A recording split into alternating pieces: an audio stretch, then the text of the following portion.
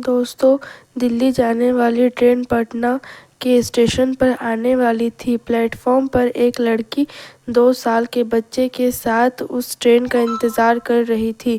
तभी एक लड़का उस लड़की के पास आता है, उसे बहुत गौर से देखने लगता है। वह लड़की उसके कॉलेज के दिनों की बहुत ही अच्छी दोस्त हुआ करती थी, या कहे कि उसकी गर्लफ्रेंड हुआ करती थी। वह उसको पहली बार साड़ी में देख रहा था। वह लड़की बहुत सुंदर दिख रही थी। उसके साथ एक 2 साल का बच्चा भी था, जो कि मम्मी मम्मी कर रहा था, चुप होने का नाम नहीं ले रहा था। उस लड़की का नाम रितु था। उस लड़का का नाम रंजीत था। रंजीत उस बच्चे के पास जाता है और तुरंत उस बच्चे को गोद में उठा लेता है।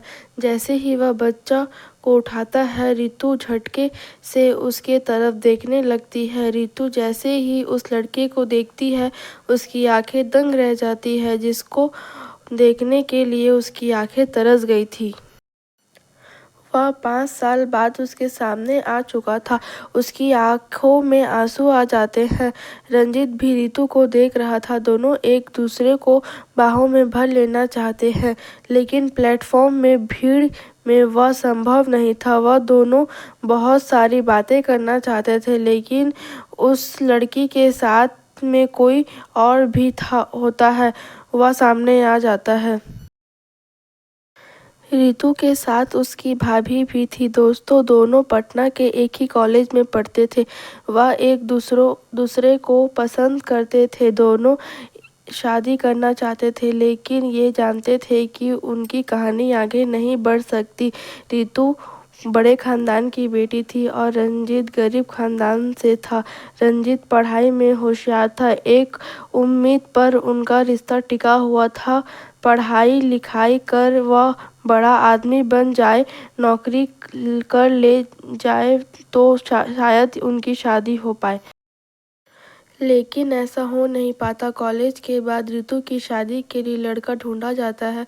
रितु ने एक बार कहा, रंजीत से शादी करना चाहती हूँ। इस पर हंगामा हो गया, बवाल खड़ा हो जाता है। उसके पिताजी और रिश्तेदार में आज तक खानदान में ऐसा नहीं हुआ। खानदान की नाक कटवाने के लिए तू ही पैदा हुई है। तुम्हारी हिम्मत कैसी हुई ऐसी बात करने की? आज के बाद ऐसी बात मत करना। रितु रो रो कर शांत हो जाती है। रंजीत भी कुछ नहीं कर पाता। फिर दोनों अपनी अपनी दुनिया में मस्त हो जाते हैं। लेकिन इत्तेफाक से दोनों 5 साल बाद पटना के स्टेशन पे मिलते हैं। रंजीत बोलता है, तुम कैसी हो रितु? रितु बोलती है, जैसी दिख रही हूँ वैसी हूँ। रितु के साथ जो बच्चा था वह उसकी भाभी का था। रंजीत बोलता है, तुम कहाँ जा रही हो? कौन से डिब्बे में तुम्हारा टिकट है? मेरा टिकट स्लीपर में है, 2 लोग है। रंजीत कहता है, दूसरा कौन है? तो रितु कहती है, मेरी भाभी है। रितु बोलती है, तुम्हारा टिकट कहाँ का है और कौन सा है? मेरा तो फर्स्ट एसी में है। रंजीत बोलता है, तुम अपने साथ मुझे ले चलो, मेहरबानी होगी। चलो ना प्लीज़, हमारे साथ ही चलो। रंजीत बोलता है, तुम लोग मेरे साथ ही फर्स्ट एसी में चलो। ट्रेन आती है और सारे लोग ट्रेन में बैठ जाते हैं। रितु और उसकी भाभी रंजीत के साथ ट्रेन में बैठ जाते हैं। रितु पूछती है, तुम क्या करते हो? रंजीत बोलता है, मैं चेन्नई में जॉब करता हूँ, मेरे सैलरी 4 लाख रुपए है। रंजीत और रितु दोनों एक ही सीट पर बैठे हुए थे। रंजीत पूछता है रितु से कि तुम्हारा शादी हुआ कि नहीं? रितु बोलती है, मेरी शादी एक फ्रॉड आदमी से हो गई थी, अब मेरा तलाक हो गया है। रंजीत के दिल में आज भी रितु के लिए प्यार था। रंजीत बोलता है, मैं तुमसे शादी करना चाहता हूँ। रितु भी बहुत खुश हो जाती है। रितु पूछती है, रंजीत तुम कहाँ जा रहे हो? रंजीत बोलता है, मैं अपने दोस्त की शादी में दिल्ली जा रहा हूँ।